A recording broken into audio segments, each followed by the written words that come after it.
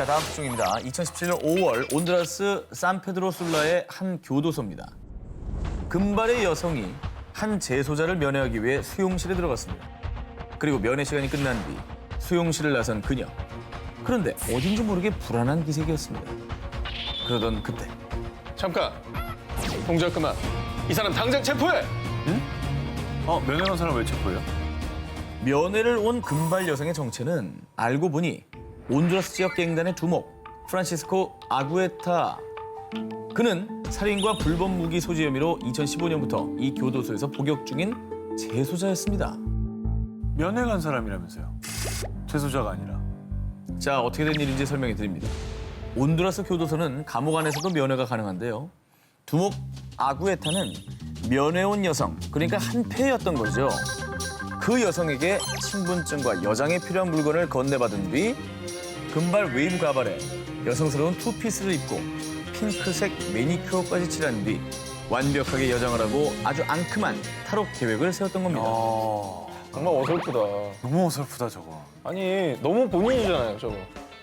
누가 봐도 남자, 완전 남자죠. 거기에다 하이힐을 신고 뒤뚱뒤뚱 걷자 교도관들이 딱 수상하게 본 것이죠. 그리고 결정적인 실수. 교도관이 이름을 묻자.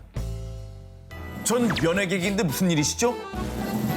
남자 목소리로요? 네, 음성 변조 안 했어요? 안 했어요. 헐. 이후 이 사건은 여장남자 교도소 탈출 시도로 대대적으로 보도가 됐습니다. 앙큼한 여장남자 탈옥범. 이후에 어떻게 됐느냐? 두목 아구에타는 형량도 추가됩니다. 추가죠. 그리고 온두라스에서도 가장 삼엄하기로 소문난 산타바바라의 교도소로 이감됐다고 합니다. 아유, 이제는 뭐 탈출은 언감생심 꿈에도 못 꾸게 됐네요. 그렇죠. 영화 같은 탈옥을 꿈꾼 범죄자들, 현실에선 응당한 처벌이 기다리고 있다는 사실 잊지 않길 바랍니다. 지난 1월 브라질 리우데자네이루 자카레파구아 지역의 한 아파트 앞 26살 여성 폴리아나 비아나는 호출한 택시를 기다리고 있었습니다. 그런데 저기 혹시 지금 몇 시쯤 됐나요? 한 남성이 비아나에게 다가와 시간을 물었죠. 그리고 비아나가 휴대전화로 시간을 확인하려던 바로 그때 휴대전화 넘겨.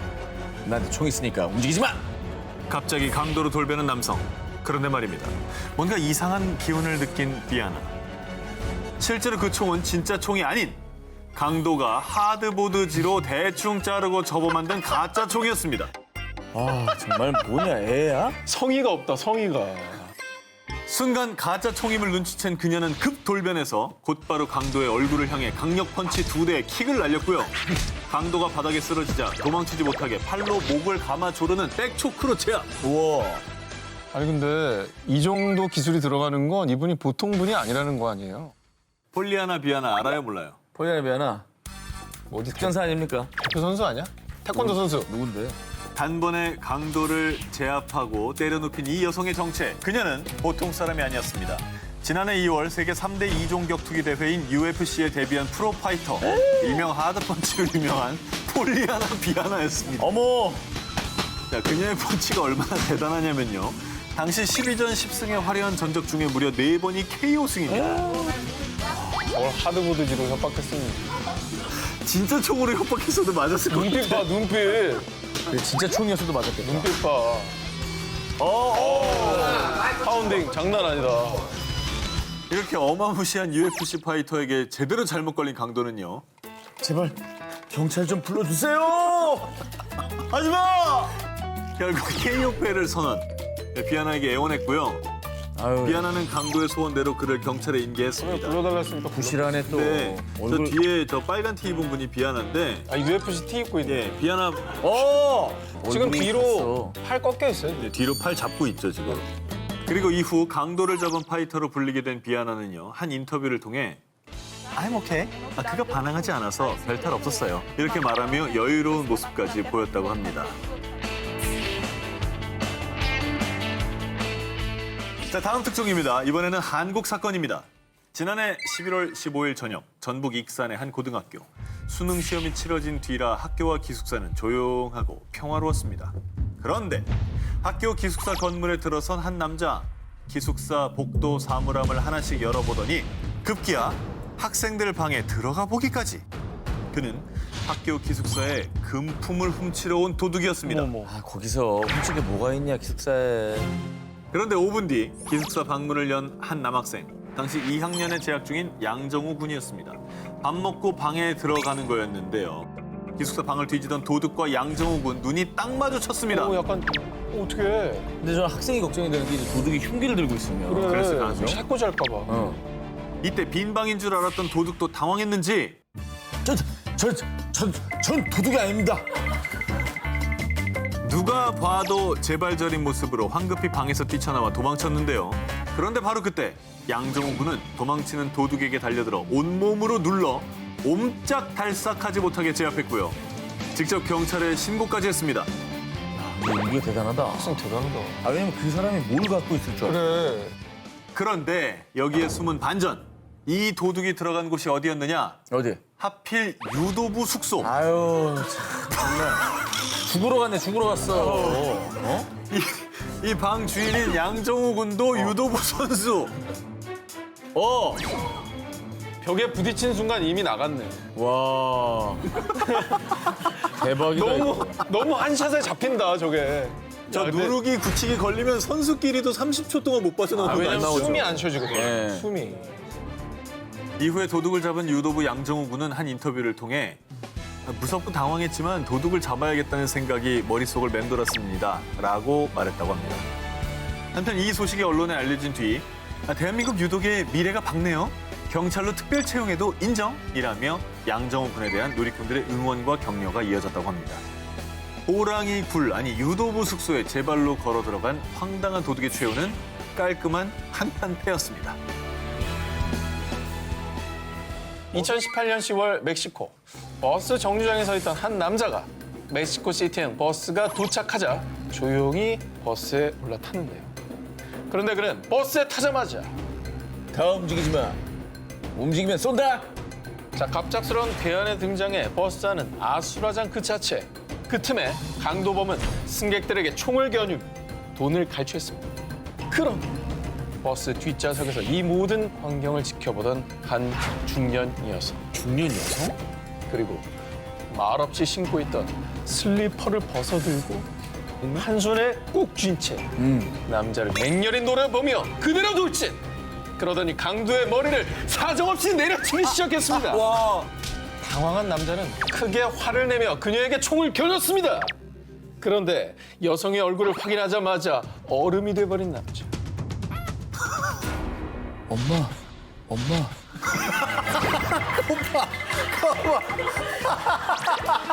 와 진짜 황당하다. 30대 남성 람. 그는 버스 강도를 계획하고 총까지 챙겨 버스에 탔는데 아, 그런데 이건 무슨 운명의 장난?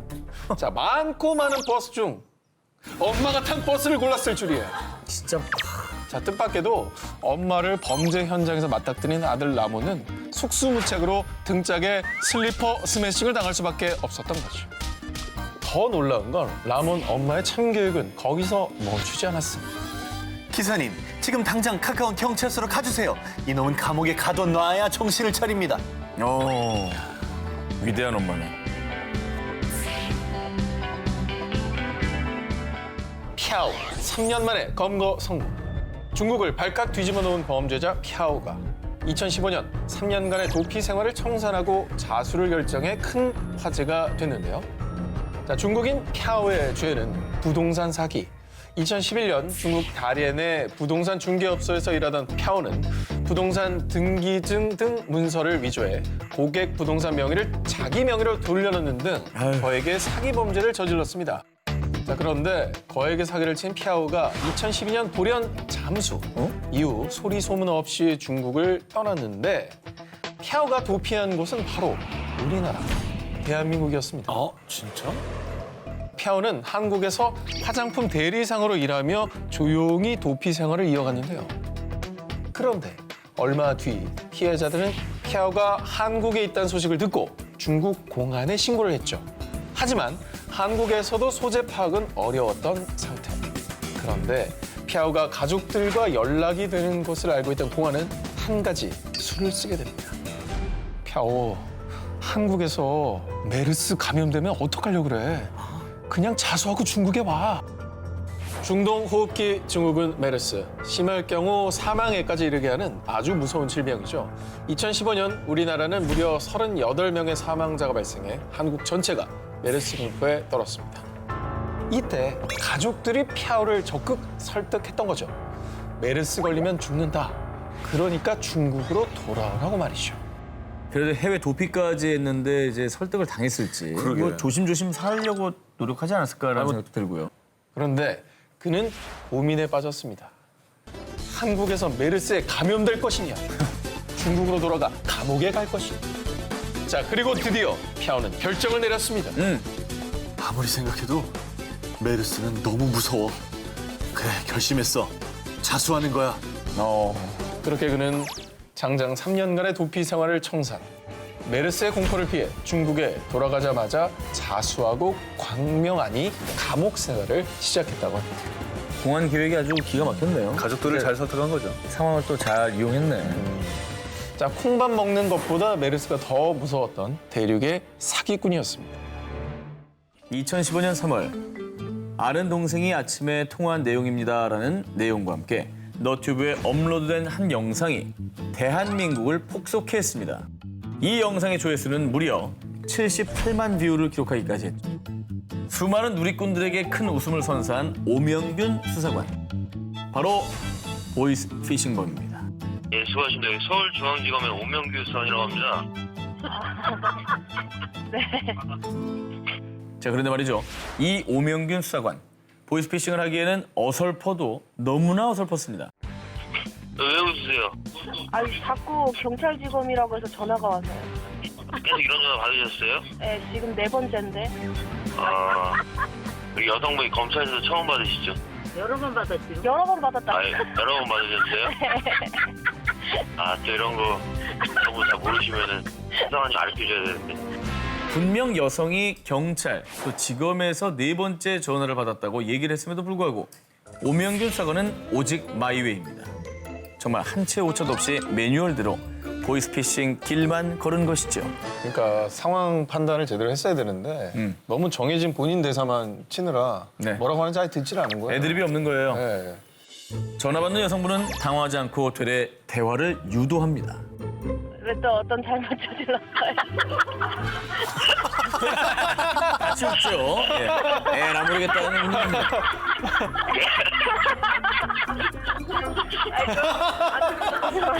아, 재밌다. 이게 진짜 안 믿겨요. 너무 웃겨서. 나 컬투쇼인 줄 알았어. 네, 진짜 라디오 사연 같아요. 예. 이 영상이 올라온 지 9개월 뒤인 2016년 1월 보이스피싱범 오명균 수사관이 체포됐습니다. 상대방의 웃음소리 듣고 무슨 기분이 들었어요? 상대방도 알고 있다는 걸 인지하고 있습니다. 뜻밖의 큰 웃음을 안겨줬던 보이스피싱범 오명균 수사관. 여러분, 언제 또 다른 오명균 수사관이 전화할지 모릅니다. 우리 보이스피싱 조심해요. 예, 수고하십니다. 여기 서울중앙지검의 오명규 수사관이라고 합니다. 2017년 7월 안후이성 허페이에 위치한 바오허구의 한 주차장. 휴대전화를 만지며 주변을 힐끗힐끗 둘러보던 한 남자. 그런데 자동차 한 대가 지나가자 갑자기 차 앞으로 달려가 그 자리에 벌렁 들어누웠습니다. 너무 똑같은데? 그렇습니다. 자해 공갈범이었죠. 중국에서 교통사고로 위장해 돈을 뜯어내는 일명 펑츠 사기를 친 건데요. 아주 여유만만, 나중네 뭐 이런 연기도 없고 머리 뒤로 깍지까지 끼고 거실 바닥처럼 누워 있었는데 운전자가 차에서 내리자마자 0.1초 만에 벌떡 일어선 자해 공갈범은 저 멀쩡합니다. 괜찮아요. 라고 했습니다. 왜일까요? 여기 오는데 뭐야? 경찰차 아니야? 바보 아니야? 쟤 미쳤나 봐. 아니 왜 저랬어? 바로 가자. 아, 그냥 차만 봤나 보다. 정말 더 어이없는 건 남성이 자해 공갈을 한 장소가 바로 파출소 내 주차장이었다고 합니다. 사람이 누울 자리를 보고 다리를 뻗어야지. 저게 지금 뭐 하는 짓이에요, 저게? 코미디보다 더 웃긴 상황은 건물 외관의 CCTV를 통해 전부 녹화됐고요. 이 영상을 본 사람들은 아니 상식적으로 공안차를 어떻게 못 볼 수 있지? 바본가? 파출소 앞에서 와 진짜 간 큰 사기꾼이라며 다들 웃픈 반응을 보였다고 합니다.